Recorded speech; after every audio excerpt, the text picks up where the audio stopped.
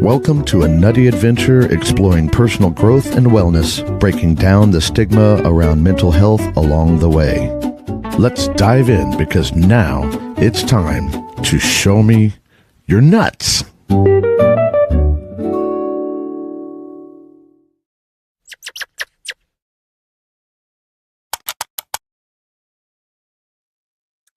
Good morning and happy Thursday, everybody. It is time to show me your nuts.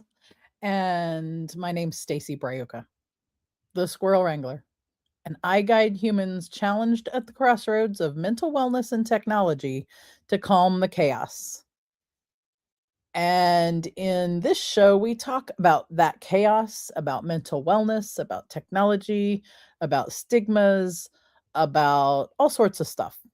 So, I was just about to say I'm feeling better than last week, and then I coughed. But I am feeling better than last week, so it's all good. So, welcome to today's show. We are in the middle of talking about change. And last week's episode, we talked about a tech audit. So we talked about, we're trying to tame some of the chaos of the technology, of what the chaos we feel from technology, because, and we talked about the 4R tech audit: review, I'm sorry, got myself all mixed up already. Record, review, refine, and release. And this week, we're going to kind of talk. I want to bring our senior squirrels back in and kind of help Aunt Ruth and crew with their tech, because tech seems to be more stressful for people. The older someone is, the more stressful tech tends to feel. And when I say tech in that way, I mean like digital technology, like computers and phones and watches and devices. And how to use those. If you've been watching the show for any length of time, you've heard me describe technology is really anything from the first tool we ever had, which was fire, all the way up to AI and anything in between. For today's context, when I say tech, we are kind of talking about those digital tools like computers and phones and watches and how to use those. So the hardware and software of those things. Because I think as we get older, any kinds of technologies that are newer, as in they are being developed right now, they're scarier because of the new. Whereas, when we talk about things like the printing press, it's a technology, but it's an older technology. And because it was already developed, certainly before I was born and before many people I know were born, in fact, probably before everyone I knew was born, it's not a scary technology because it was already there. And so I think in a way, we're more afraid of things that are new than we are of any type of thing. So let's say there was a brand new type of clothing that was available, or a new way to clothe ourselves, maybe a new material or a whole new way to clothe yourself. Maybe, who knows, a machine that does spray painted clothing on, which I know there are things that do that, right? But let's say that became very popular. That would be new for almost all of us, and it would be foreign and scary and just not something we were used to. But let's say it became very popular, it became what we used all the time, and clothing that you took off the rack and put on your body became more obsolete. Then the generation that was born after that, clothing that's sprayed on would be just normal. And they wouldn't be afraid of it, but the older folks would be. Okay. I'm trying to kind of do some comparison to describe, to differentiate really where that fear comes from, because I think the fear comes from the new, not from the thing. Okay. And so when you change how you look at it, sometimes that changes how it hits. So today I want to help our senior squirrels look at wrangling tech tools without the Techxiety.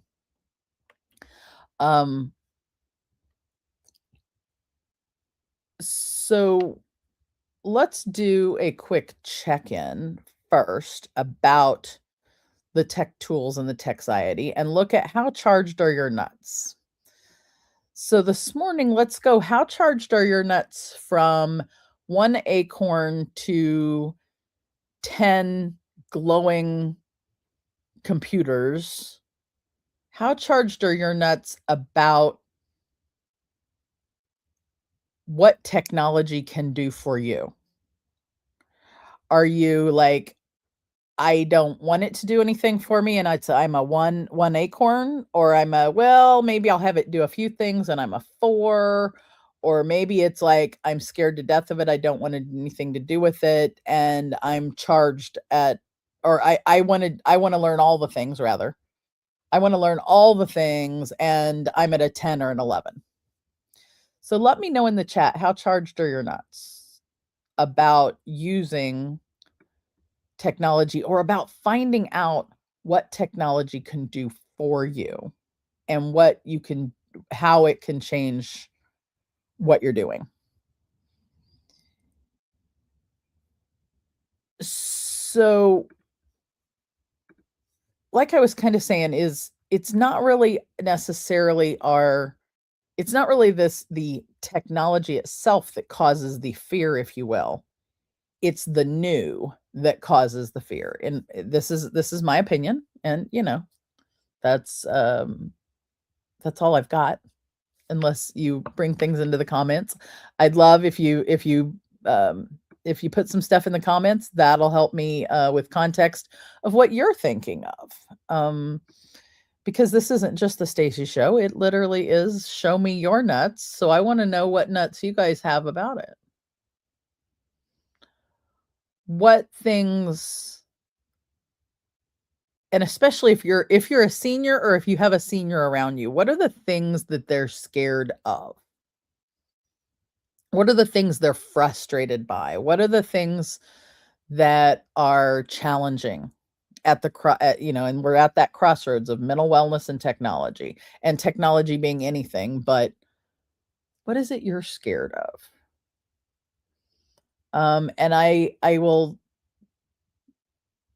like, an example of some people around me who have, I've helped them with that fear, is being scared of, I got an email from such and such, and it says I need to send them back my social security number so that they can continue my email service.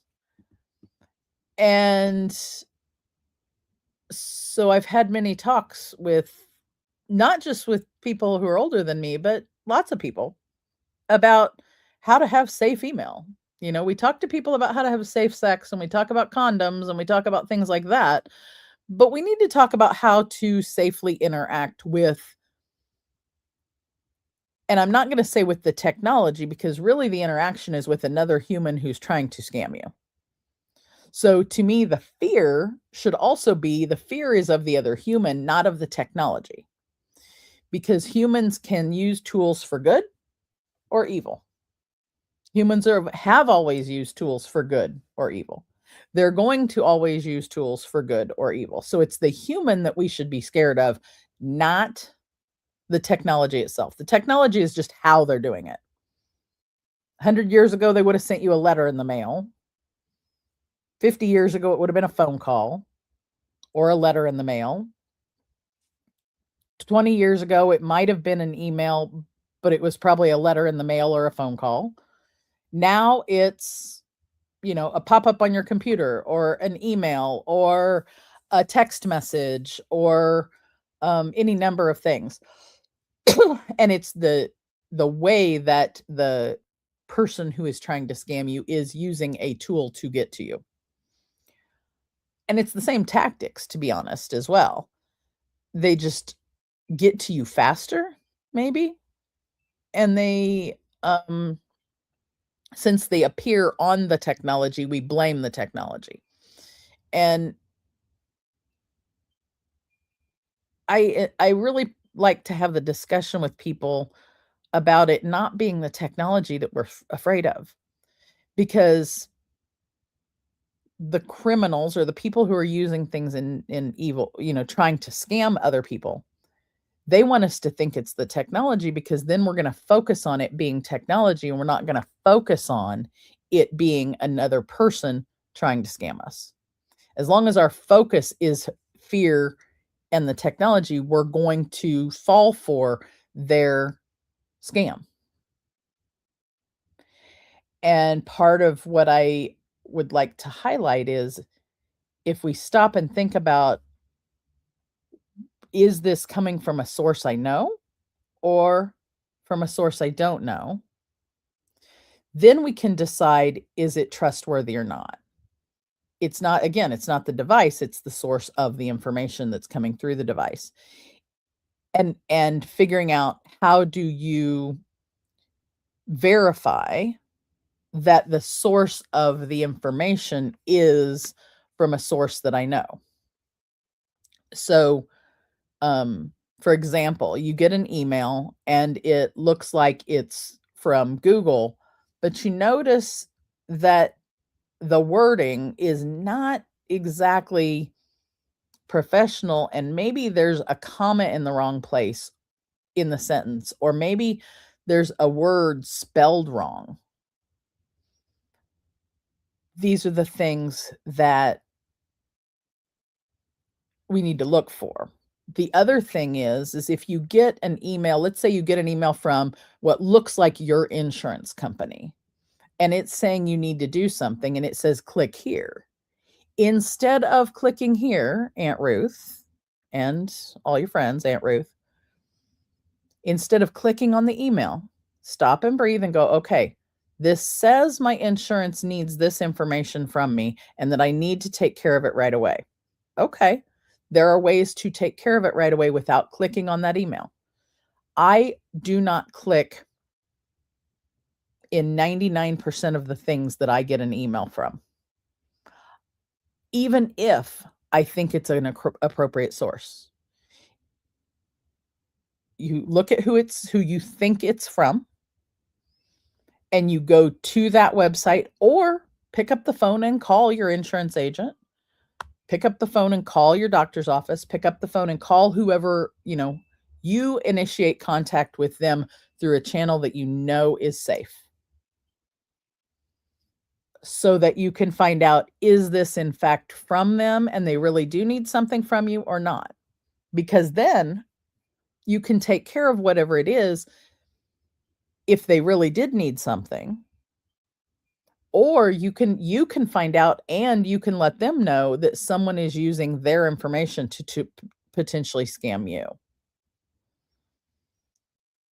Sometimes it's something that the doctor's office or the insurance agent or somebody can take care of from their side, and they can follow up and make sure that their clients aren't getting scammed. Sometimes not.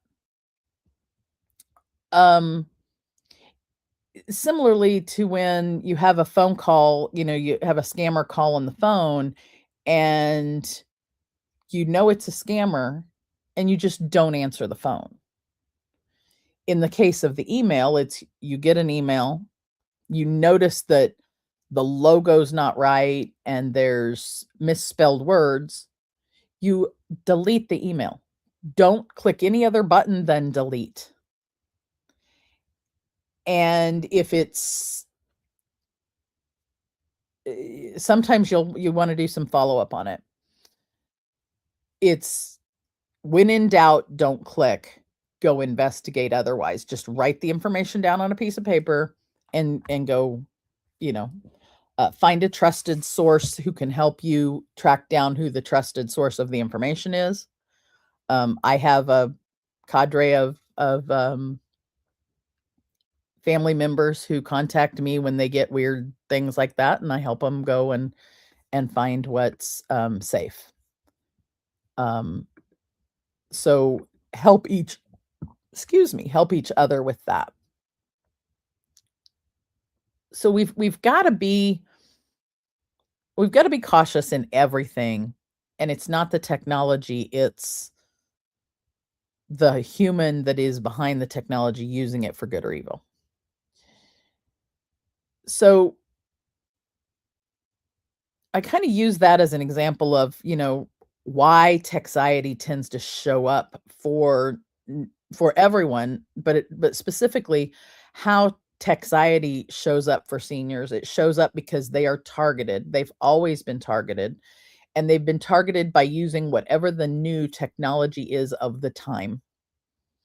Because the people who are using that tool for evil know that that they're likely to have somebody who doesn't know and gets nervous and goes ahead and follows whatever their orders are.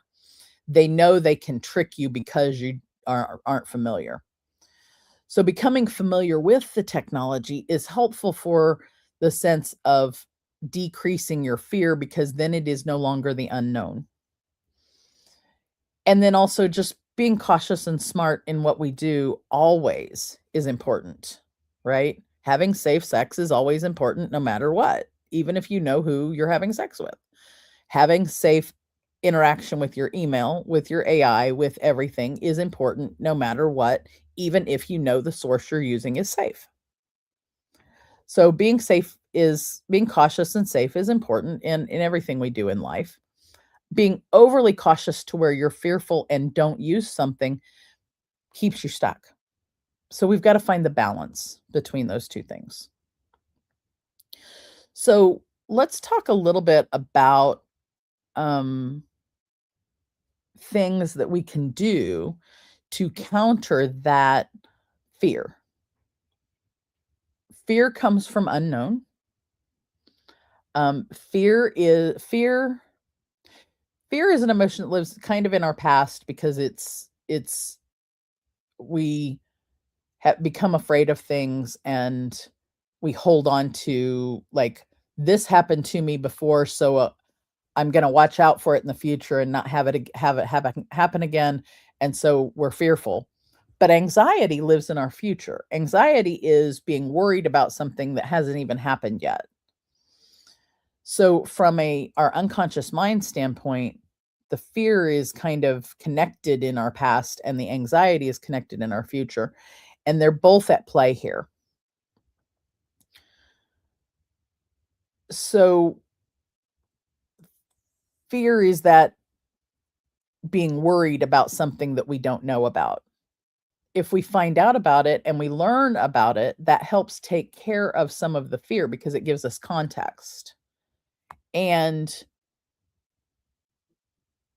we can visualize our future in a positive way, which helps take care of anxiety. I'm simplifying some things a lot here. So there are ways that we can look into our future and look at things we're anxious about and change the way we feel about it. When we're talking about technology, I want to go through kind of 3 steps to a calmer tech confidence. I want to give you 3 concrete things that you can do if you're afraid of or struggling with, or challenged at those crossroads with that fear, and specifically with technology like digital tools. The first thing is calm your nervous system. You get the email. The email says you've got to do something, or they're going to close your account, and it has worrisome instructions in it. The first thing you do when you see it, don't click. Stop.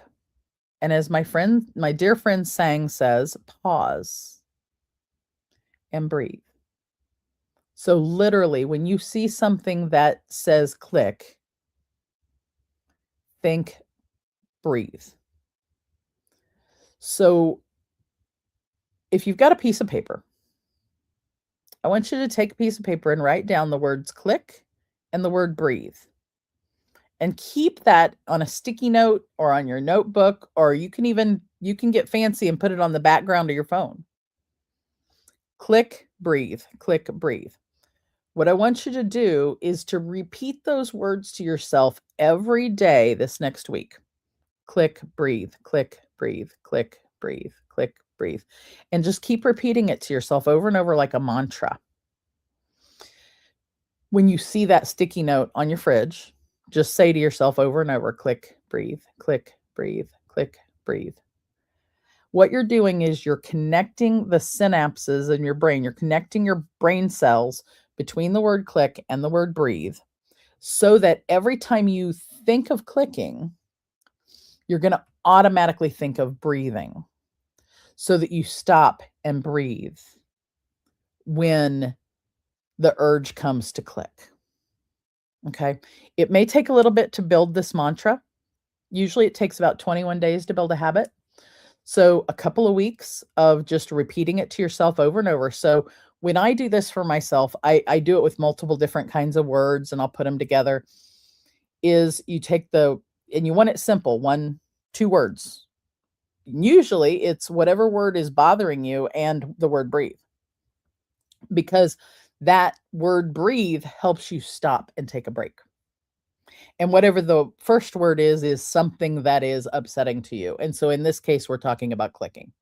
Click, breathe. And you put that on your sticky note, and you may put a couple copies of that sticky note in different places, so that every time you see it, you think you can remind yourself, click, breathe, and just close your eyes and repeat it to yourself over and over. The repetition is no different than if I asked you, if I said, hey, 2 + 2, you automatically said 4. Now, I did not say what is the answer, to the mathematical equation 2 + 2 equals. I just said 2 + 2. Your brain automatically went to 4 because at some point in your life, you put the phrase 2 + 2 and 4 as a response to the phrase 2 + 2. And that's how you learned. 3 + 3, 6. 3 times 3, 9. You learned mathematical times tables. You learned addition. You learned black, white, hot, cold. You learned opposites. You learned different things that way. We learn from repetition at that young age. That's on purpose, right? Your brain still has that same function. So use the function of repetition in your life to build the mantra, click, breathe, click, breathe. Okay, that's the first step. The second step is that you want to watch yourself. You want to watch then, after you've put that together for a little bit, you want to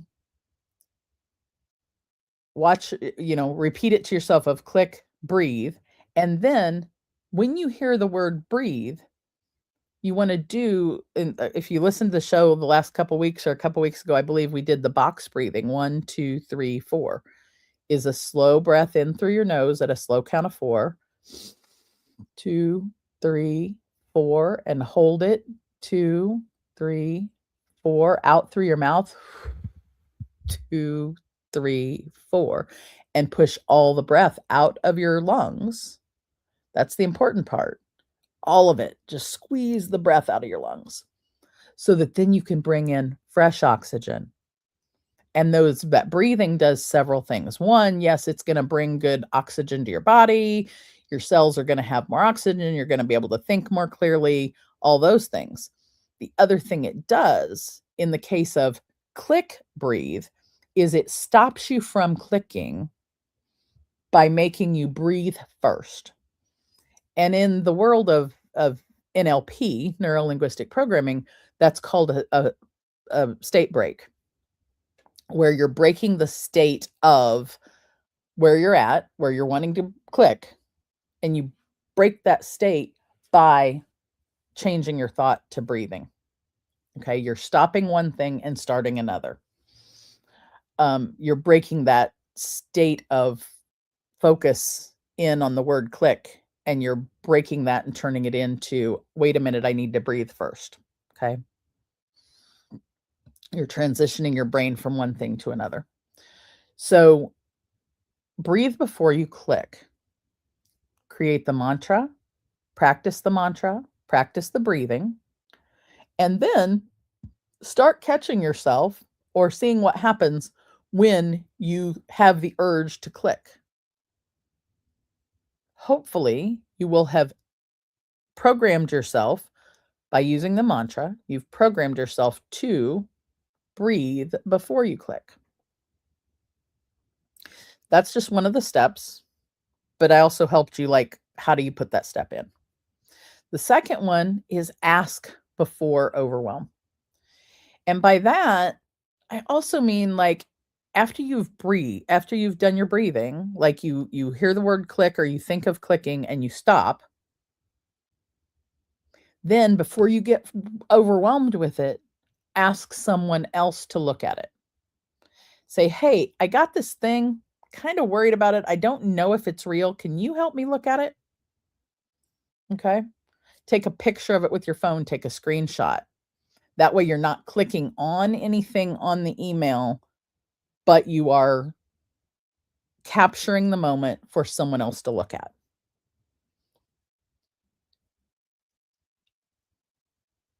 And then you can catch yourself to not immediately act and do anything that's scary. So, kind of a cool story of somebody who I worked with, who was older than me. I say senior squirrels, but by senior I just mean older than me, because I'm in the senior crew. So this group is, my mentor is who I'm speaking of. And so my mentor was 20-ish years older than me, and a brilliant, brilliant woman. I miss you every day, Lee. I miss you every day. She's passed on now. And Lee helped me learn so many things about myself, about our shared profession, about life. And but Lee, so I was terrified of teaching. She was terrified of digital tools. She was terrified of them. But she was getting ready to go on sabbatical, and she was going to have to use a digital tool to help her while she was gone. She was going to have to use this thing. So I helped her shop for the tools she needed. And when I help anyone, whether they're senior or not, when I help somebody shop for hardware devices or software or digital tools or gadgets, I use the same kind of process I do when I'm helping someone with their mental wellness. We sit down and we talk about things first. We talk about all the history of it. We talk about what's behind it, but we also talk about what is your purpose of it, because not all tools fit the same people. You can't just say, "Oh, we'll just get this, this, and this," or just do this, this, and this, because that's not going to fit for each person. So when I work with people, you need somebody who's going to help you find what works for you, right? So we worked together and came up with what she needed the tool to do for her. And we started there. We didn't start with, "Oh, you want this because it has all the bells and whistles. You want this and you want this thing and this thing."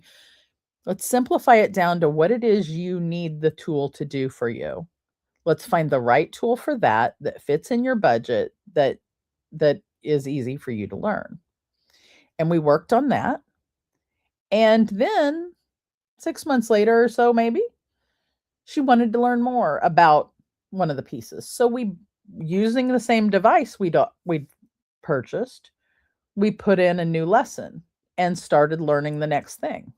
She learned how to send emails from her device. She learned how to read the news from her device. She learned how to watch YouTube videos. And eventually she learned how to do video calls on it and how to um now, and when she passed, you could not rip that telephone from her hand. She had a tablet and a telephone at that point. And she also had become she'd had a lot of issues with her sight by the time she left us, and she couldn't see the screen. So some of the other things were learning how to use some of the tools for audio.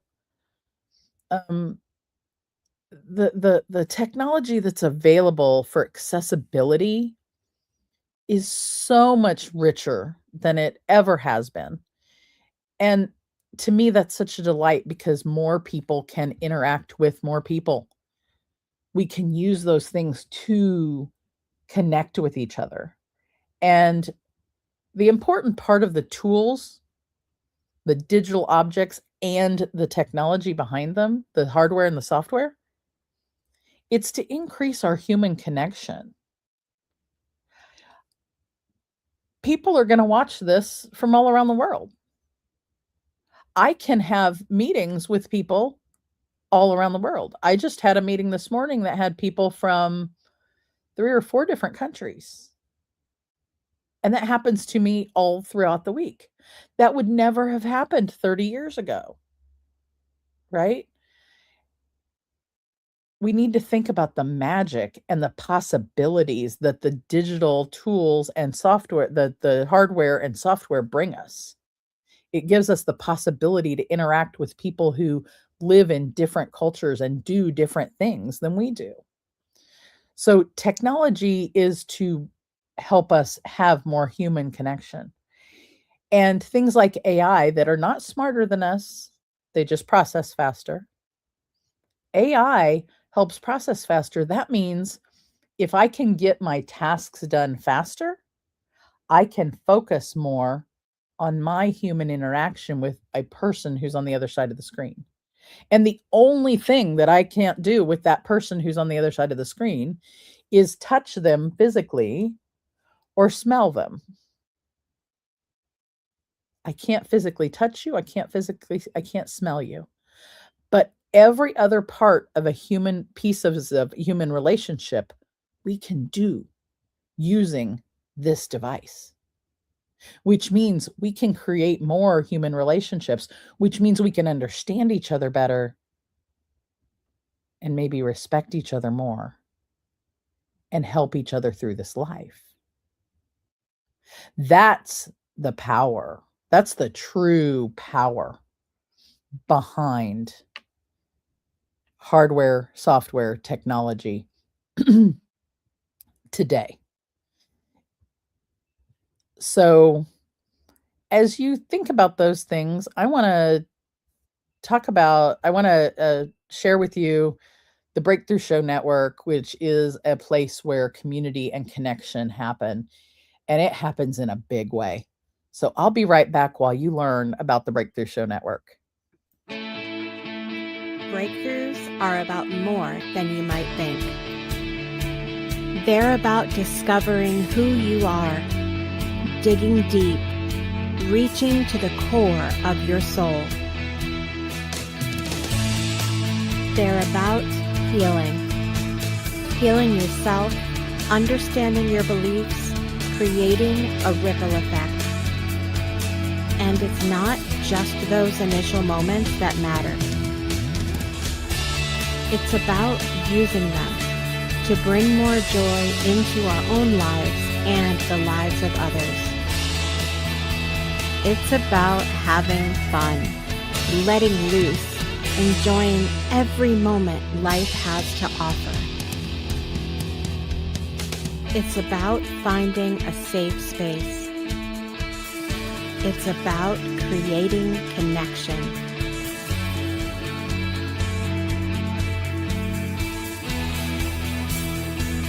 Join us each and every day for exclusive programming, special events, and a community to call home. where we invite you to explore, change the way you look at and live your life, and go beyond the breakthrough. So we ask you, are you ready? We'll see you online at thebreakthroughshow.com.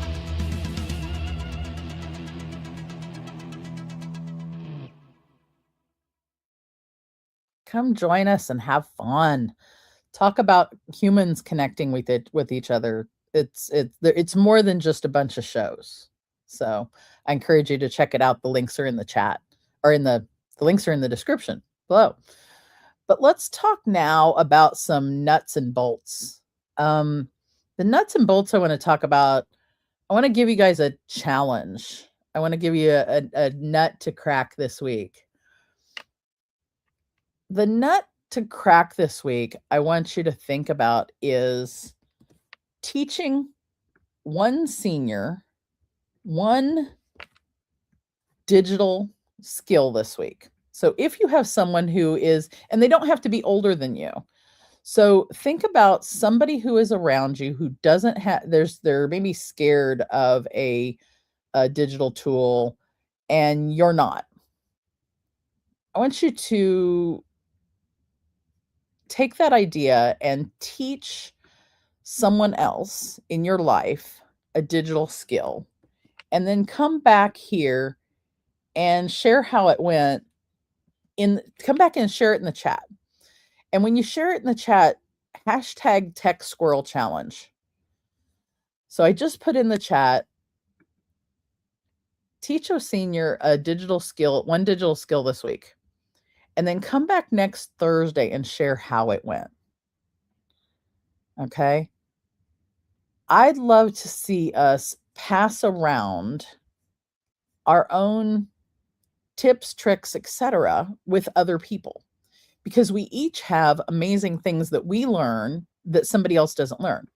Things are moving way too fast in this world now for any one person, no matter how techie they are, to know all the things. And so helping each other, no matter how much tech acumen you have, is helpful. Okay. So take one digital skill that you know this week and teach it to another human, and then bring it back and then bring it back and we can share that in the chat with each other of what things we learn, what things we each learned. I have it's not a new digital skill, but it's a new software that I've been teaching my friends about because it has changed how I do my week. And every once in a while that happens where I find something that's really cool to me. And I got lots of tech. I got a pretty good tech stash and tech, back there. But let's move on from that nuts and bolts to a shiny nuts moment of when tech feels safe, people reconnect with others and with themselves. So when tech feels safe, when we feel safe, we reconnect with others and with ourselves. I'd love to hear how that hits for you as a shiny nut. How does that hit for you, of that when tech feels safe to you, then it's safe for you to reconnect with other people, and it's safe to connect maybe differently with yourself. And I'd love to see in the replay, like, how that hits for you. Because I think,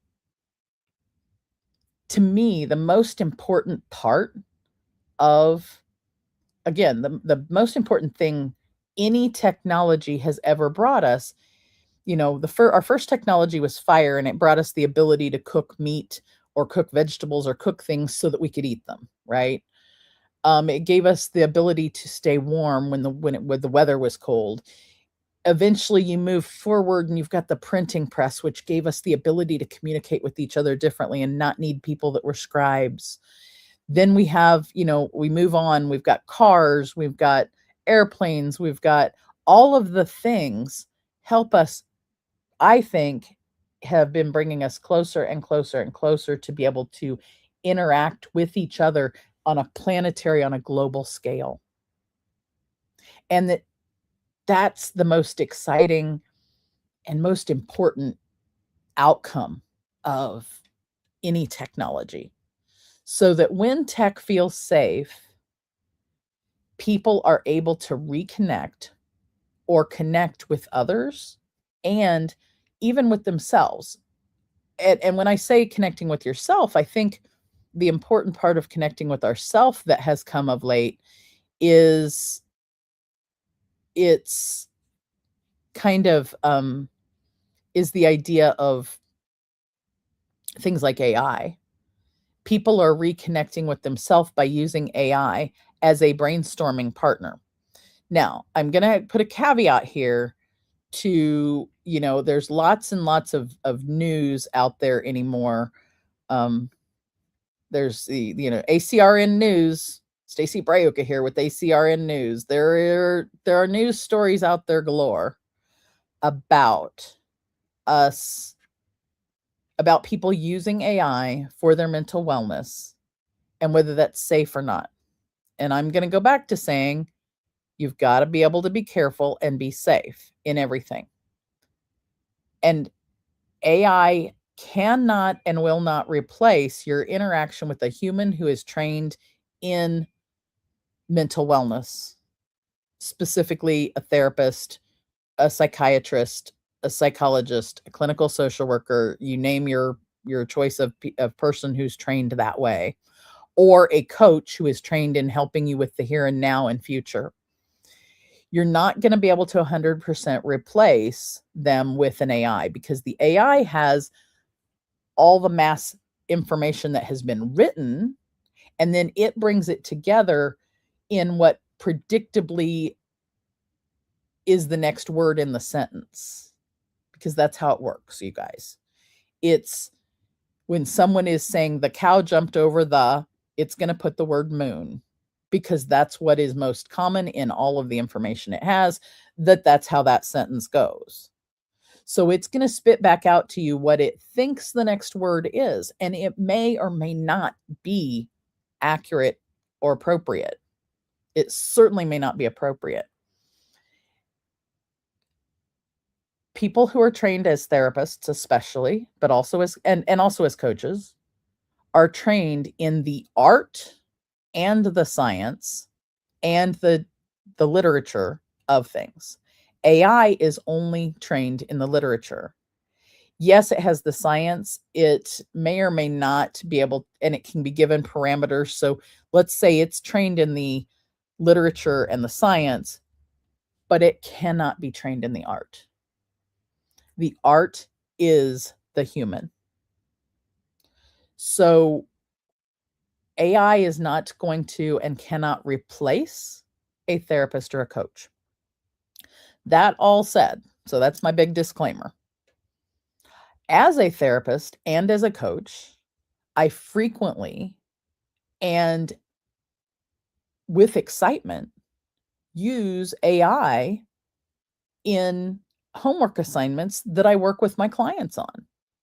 Now, we talk about what are the best ways to prompt it. We talk about what they're using it for, what it's good for, and what it's not good for. But AI can be a great way to have a brainstorming partner to bring up ideas for you, as long as you do it safely, and you can iterate for ideas. So, for example, I may have one assignment could be, put in all of your physical activity for the week, put in all of the food you eat for the week, put in all of the everything physical that you do if what you're doing is working on your physical health. Put in all of the data and then have the AI give you back suggestions on patterns that it sees in your data. because AI can calculate data, and it can calculate faster than we can. It can calculate your data. It can compare your data to what other data is out there. That's something I, as a therapist, can't do.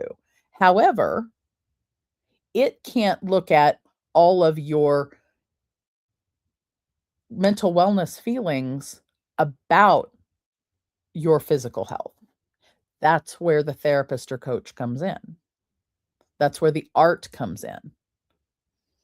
So you have to have art and science to do things like coaching and therapy. Same goes for medicine and engineering and anything that has art and science in it. AI is not fully going to replace those things. What it can do is it can do the pieces it can do so that then I can focus on the art with my client. I can have them work with the AI in between things to document what's going on, to look for patterns. Then we can discuss the patterns and talk about the feels underneath the patterns. And then I can help them reprogram this piece. So AI is not going to rule, take over the world. Thank you so much, Miss. Now, the fact that Jessica Dugas is watching the show, even though I know she has had talk about lots of things in her week, this woman is so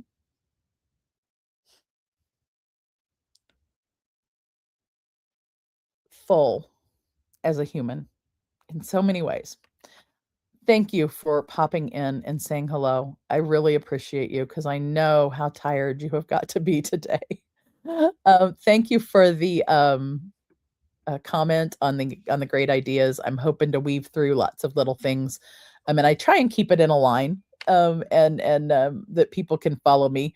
Yes, I am Stacy Braiuca, the Squirrel Wrangler, and sometimes I squirrel myself. So if you can have been able to follow me around all so I can show you all the nuts today, I appreciate it greatly. Today, kind of to recap, we talked about using a mantra to create your breathing before you click, and then asking for someone else to look at something before you get overwhelmed. I told you one of my favorite stories of Lee. Then the idea of, the nuts and bolts of, teaching, of cracking this nut, of taking one thing that you know and teaching someone else, and then maybe have them teach you something you don't know, because teaching each other things is part of what grows our relationships in the world. Learning is why we're here. Learning all the things, not just learning skills, but also learning about each other, learning how to deal with our feels. We're on this planet to learn. And if we help each other learn, all the better, all the freaking better.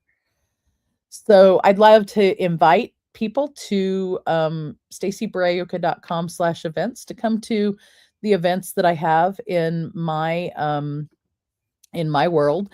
There are also many of those events that are also crossover events to the Breakthrough Show Network, because the Breakthrough Show Network is not just a show. It's not just a group of shows. The Breakthrough Show Network is a community. It's a place where people come to connect, to teach each other, to learn, to develop human relationships. And so come over and join us and learn the things. Come to our events. They're fun. There's co-working all the time, all sorts of co-working, art, meditations, creativity. There's a ladies' night once a month. Lots of fun stuff. So come over and join us.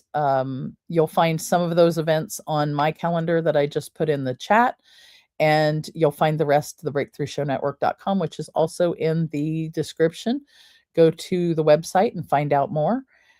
And come back next week and show me more of your nuts. Show me more of what's going on with you. So to end today, I think I'll say, I'm going to give you my tagline that I haven't always described to people, but remember your tomorrow, or you'll miss out on your today. Remembering your tomorrow is a little bit about how we can put things into our future so our unconscious mind knows what we want to do next. But that's so that we can focus on living in our today. So I'll maybe use that as a lesson sometime one week. We'll see what happens. But remember your tomorrow so that you don't miss out on today. And also, please remember to like, share, and subscribe to on wherever you're watching us from. If you're watching in the replay, throw a comment in, because I'd love to come back and follow up and see what you thought of today's show. I'll see you next week. Have a great one. Bye-bye.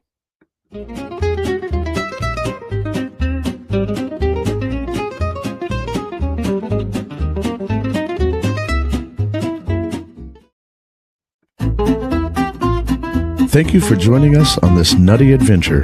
Remember, personal growth and wellness are journeys best taken together. Keep exploring, keep growing, and don't forget to show me your nuts next time.